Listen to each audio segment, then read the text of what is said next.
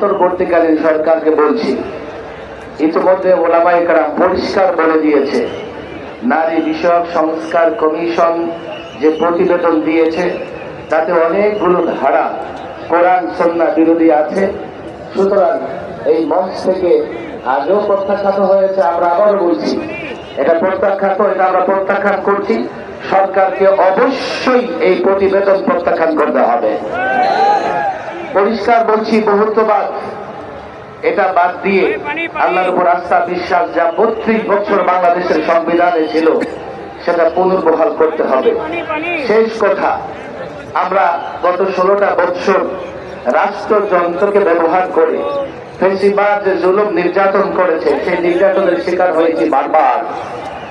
আজকের এই সমাবেশ থেকে পরিষ্কার বলছি, ফ্যাসিবাদ গণহত্যাকারীদের বিচার করতে হবে অনতি বিলম্বে।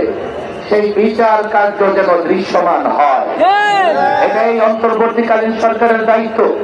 ফ্যাসিবাদ এবং তাদের দোসরদের বিচার কার্য দৃশ্যমান করতে হবে।